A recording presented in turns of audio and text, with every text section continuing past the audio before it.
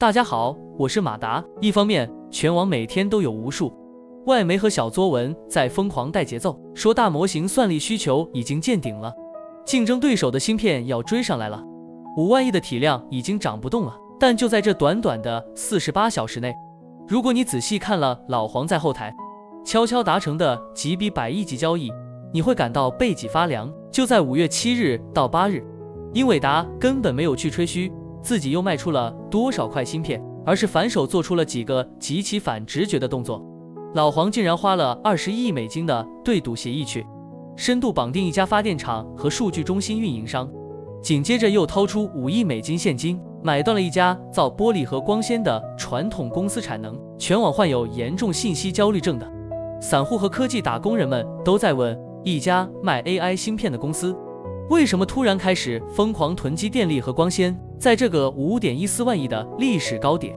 老黄到底在布一盘多大的局？这期视频马达绝不跟你扯什么虚无缥缈的宏大叙事，咱们直接掏出计算器，翻开这几份刚刚出炉的绝密协议，一五一十的把这背后的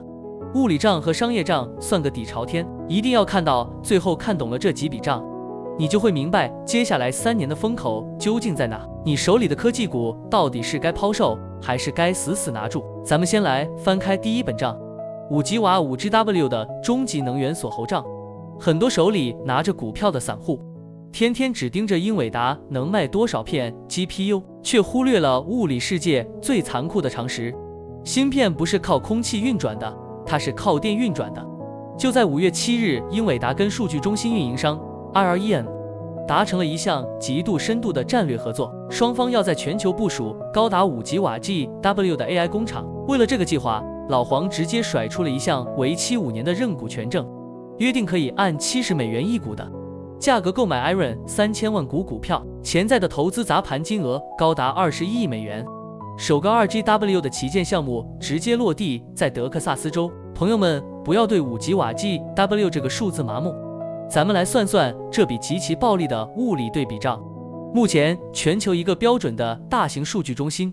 它的电力容量撑死也就是50到100兆瓦 MW， 而1吉瓦等于1000兆瓦，5吉瓦相当于整整5到10座大型核反应堆全功率运转的发电量。它可以为一个拥有几百万人口的超级大都会提供所有的生活用电。而现在这5个核电站级别的天量电力将全部用来喂养英伟达的 AI 集群。为什么要这么干？这就是老黄极其令人窒息的商业阳谋。当竞争对手还在实验室里苦苦追赶芯片算力的时候，英伟达已经通过资本注入，直接把手伸向了 AI 产业链的最上游——电力。未来的 AI 战争根本不是谁的芯片算得快，而是谁能在这个缺电的地球上抢到足够多的电网接入权。老黄用这21亿美金的期权对赌，直接锁死了 IREN 未来的电力产能。这就好比淘金热里，老黄不仅在卖铲子，他现在连淘金矿工们每天必须喝的纯净水厂都给买下来了。算完了电力的账，我们再来翻开第二本同样让人绝望的账，5亿美金买光纤的带宽过路费账。就在和 IREN 合作披露的同时，英伟达又被爆出向康宁公司 Corning 支付了5亿美元的预付权证，目的只有一个：锁定康宁极其庞大的光纤产能，直接要求康宁把美国的光连接产能扩充整整10倍。很多硬核极客和打工人可能会疑惑，老黄不是有大名鼎鼎的 Enflink 铜缆连线吗？为什么要花5亿美金去买玻璃光纤？这里面藏着 AI 发展到今天最大的技术瓶颈。在过去2年 AI 的瓶颈是计算受限，大家都缺 GPU， 但到了2026年的今天， AI 已经彻底转向了通信受限。咱们来算算这笔技术账，在同一个机柜里几十张卡可以用便宜的铜缆连接，但是当大模型的参数突破万亿甚至10万亿级别，你需要把几万张甚至10万张显卡连在一起时，铜线根本扛不住那么远的物理距离和信号衰减。这时候必须用光纤，就像是连接几万个天才大脑的高速公路。老黄砸出这5个亿，表面上是买光纤，实际上是一招极其狠毒的釜底抽薪。目前全球顶级的低损耗光纤产能是极其有限的，老黄拿着卖显卡赚来的天量自由现金流，直接包圆了康宁未来几年的核心产能。这意味着什么？这意味着当谷歌的 TPU 或者 AMD 想组建超级集群的时候，他们不仅买不到电，他们连用来连接芯片的光纤都买不到。老黄正在通过锁死上游物理供应链，对整个科技圈进行残酷的降维打击。接下来，咱们算算第3本账：散热极限与国家级超级大单的武力威慑账。大家都知道，英伟达的下一代核武器是 Rubin 架构，但在5月8日，权威研究机构 Alethea 披露了一个极其硬核的技术微调：英伟达正在把 Rubin GPU 的散热设计从双盖 Dual Lead 强行变更为单盖 Single Lead 热平衡器。很多理科生懂这个含金量，芯片越快，发热越惊人。Rubin 的功耗已经逼近了硅基芯片的物理极限。原来的双盖设计可能是为了区分计算核心和高带宽内存 HBM 的散热路径，但这会导致热量分布不均。改成单盖意味着用一整块巨大的均热板将整个芯片包裹，让液冷冷板的接触面积最大化。虽然这是一个被逼出来的散热调整，甚至据权威机构阿拉菲亚披露，这导致了 Rubin 目前的晶圆生产被短暂按下了暂停键。但朋友们，这恰恰是最狠的地方。老黄宁愿忍受极其昂贵的量产阵痛，哪怕让产线停摆，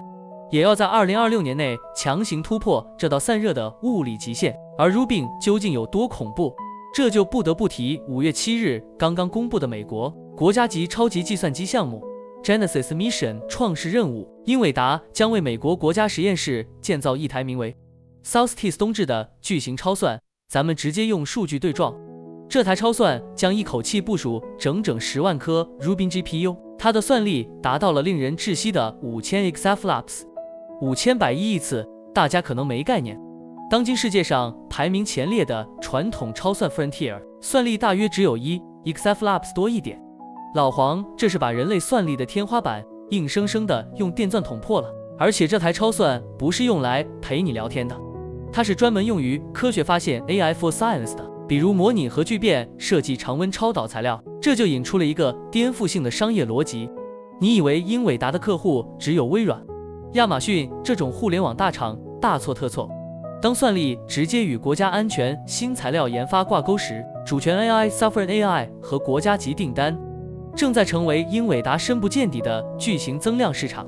这不是商业竞争，这是大国之间砸锅卖铁也要搞的军备竞赛。最后算完了现在的账，我们必须为你算算最后一本揭开未来风口的账，10倍爆发的智能体增量账。很多散户最大的恐慌是，现在大厂该买的卡都买完了，未来这5吉瓦的电厂、10倍的光纤、10万卡的集群，建好了给谁用？难道需求不会过剩吗？老黄在访谈里直接扔出了一个王炸数据：智能体 AI、Agentic AI 对推理算力的需求比传统的生成式 AI 高出了整整10倍。咱们再来算最后一笔使用场景账。传统的生成式 AI， 比如你让 ChatGPT 给你写封邮件，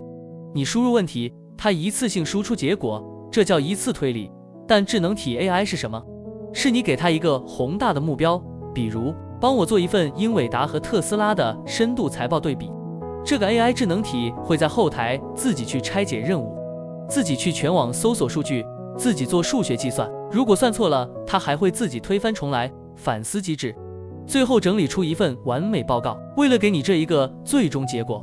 它在后台的隐形推理思考可能已经跑了10次甚至100次。这意味着哪怕全球使用 AI 的人类用户数量不再增长了，只要 AI 的形态从被动问答进化到了主动干活的智能体，它对算力的消耗也会在瞬间暴增10倍以上。这也完美解释了老黄为什么在下周受邀加入了美国政府访问北京的高管代表团。智能体时代不仅需要算力，更需要天量的资本去买电、买光纤。老黄极度渴望在这个最烧钱的阶段，在不触碰红线的前提下，继续从中国这个庞大的市场获取天量利润，来供养他在美国的这些巨型基建怪兽。在宏观地缘政治的博弈中，老黄其实是在用底层的物理算力，逼着所有人必须坐在谈判桌上。结论已经极其清晰了，在5.14万亿美元的这个高点，英伟达早就不是一家单纯卖硅片和显卡的公司了。从21亿美金锁定 5GW 电力到5亿美金买断10倍光纤产能，从10万卡 Rubin 超算的国家级武力威慑，到智能体 AI 10倍的算力黑洞，老黄正在完成一场史无前例的蜕变。他正在把英伟达变成全人类 AI 工业革命的全站资源帝国。他买断了电，买断了光，用底层生态焊死了所有的通道。这不是庞氏泡沫，这是物理世界里最坚硬、最绝望的护城河。不过马达还是要提醒各位，从英伟达签订电厂和光纤的合同，到这些基础设施真正拔地而起，转化为财报里的利润，中间至少隔着以年为单位的建设周期。而且当一家公司试图掌控电力、光纤和国家算力时，全球反垄断的铁锤也随时可能落下。看透这套全站锁喉的底层逻辑，是为了给你拿住车票的长期底气，绝不是让你明天开盘就去加满10倍杠杆盲目做多。你觉得限制 AI 进一步爆发的最大致命瓶颈，到底是硅片上的算力物理世界的电力，还是连接集群的光通信？在评论区留下你的硬核预判，我挑逻辑最严密的置顶。听得过瘾，请帮马达点个赞，顺手订阅加铃铛，算法只会把最硬核的内容推给最清醒的你。声明：本视频内容仅为个人商业逻辑拆解与探讨，不构成任何投资建议。科技股波动剧烈，入市需绝对谨慎。透过复杂看逻辑，我是马达，陪你算清 AI 这笔大账。咱们下期见。